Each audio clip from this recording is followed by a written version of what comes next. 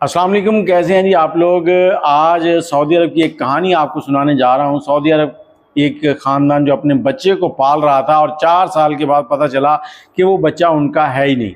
अब ये होता क्या है, सऊदीया के अंदर एक तुर्की फैमिली थी जो काम के लिए आई हुई थी, इंजीनियर थे, वो अपनी फैमिली के साथ रह रहे थे, उनके बच्चे की पैदाइश थी और उसी हॉस्पिटल के अंदर एक अरबी फैमिली थी, बड़ी ओहदे वाली फैमिली थी, उनके भी एक डिलीवरी का केस था। अब होता क्या है कि उस रोज़ इन तुर्की लोगों के यहाँ भी डिलीवरी होती है और जो अरबी हैं उनके यहाँ भी। अब बच्चे जो पैदा हुए उनको एक अलग कमरे में शिफ्ट किया जाता है और वहाँ पर उनको जो वैक्सीन वगैरह जो भी प्रोसेस होता है, और वहाँ पर हॉस्पिटल वालों से एक गलती हो गई।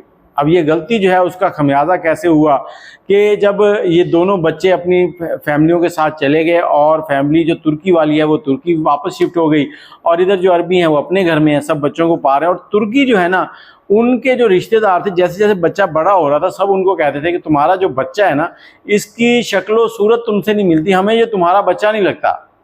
अब जो बच्चे का बाप था उसके जहन में भी थोड़ी सी कहीं ना कहीं खला पैदा हो गया। उसने कहा चले मैं इसका डीएनए करवाता हूँ। अब डीएनए के लिए रिपोर्ट भेज दी और तकरीबन डीएनए की रिपोर्ट कुछ टाइम के बाद आती है।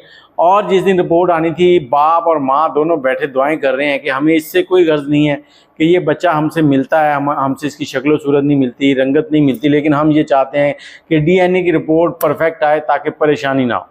अब डीएनए की रिपोर्ट जब आई है तो वो ना तो माँ के साथ मैच हो रही थी ना ही बाप के साथ मैच हो रही थी। अगर माँ के साथ मैच हो जाती तो शायद कुछ और बातें निकल आती, लेकिन यहाँ पर वो दोनों से मैच नहीं हुई। अब ये जो शख्स है तुर्की से निकलता है, अपनी पूरी फैमिली को लेके सऊदी अरब आता है और उसी हॉस्पिटल में पहुँचता है। अब सऊदी अरब बताया जाता है कि फ़लाँ डेट थी, इस तरह से हमारा ये बच्चा पैदा हुआ था। तो हॉस्पिटल का जो अमला है वो पूरी तहकीक करता है और कहता है कि उस रोज़ 2 लोगों को डिस्चार्ज किया था, एक आप थे और एक फ़लाँ फैमिली है। उस फैमिली को बुलाया जाता है। अब ये केस इतना हाईलाइट हो चुका था कि सऊदीया के जो भी चैनल्स हैं, नेशनल अखबारात जो भी हैं, उन पर इसकी खबरें आने लगी। अब जो सऊदी लोगों के पास बच्चा है वो उसके भी डीएनए के लिए रिपोर्ट भेजी गई। अब जो तुर्की थे वो कह रहे थे कि दोनों बच्चे हमारे पास रह जाएं।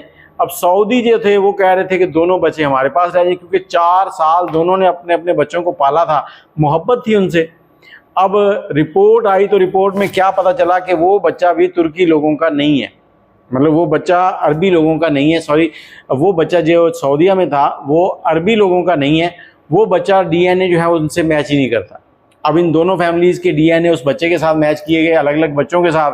तो जो सऊदी लोगों के पास बच्चा था वो तुर्की लोगों का था और जो तुर्की वालों के पास था वो उसी सऊदी का था। अब मसला ये आ गया कि एक तरफ खून है, दूसरी तरफ 4 साल का प्यार है। और ये सऊदी हुकूमत जो है उसने फिर यहाँ पर एक साइकोलॉजिस्ट डॉक्टर को बुलाया जो बहुत बड़ा था, उससे पूछा कि इस केस का फ़ैसला कैसे करें।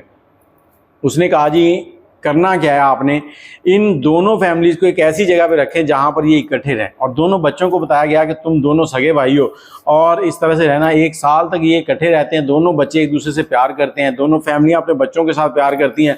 और 1 साल के बाद दोनों फैमिलीज जो हैं वो कहती हैं कि हमारा बच्चा हमें दे दें, मतलब जो ब्लड रिलेशन है वही बच्चे उनको चाहिए थे। और दोनों बच्चे एक दूसरे को भाई भाई समझते थे और इस तरह से बच्चे दोनों के अलग अलग हो गए, दोनों के हवाले कर दिए गए। और कहते हैं कि सऊदी हुकूमत ने बतौर जुर्माना दोनों फैमिलीज़ को 3-3 लाख रियाल दिए थे। उन्होंने माजरत भी की थी कि हमारे मुल्क के अंदर ये मसला पैदा हुआ है और ये फ़ैसला ऐसा था कि जहां एक तरफ मोहब्बत थी और एक तरफ खून था और बड़ी मुश्किल से ये फ़ैसला हो पाया था। और ये जो स्क्रीन के ऊपर तस्वीर है ये उन्हीं बच्चों की तस्वीर है। बाकी पाकिस्तान में अगर ऐसा कोई मामला हुआ होता तो शायद कोई पूछता ही ना क्या हुआ, वो कहते ठीक है जाओ भाई। बाकी आप क्या कहते हैं अपनी राय कमेंट में ज़रूर दीजिएगा। अल्लाह हाफिज़।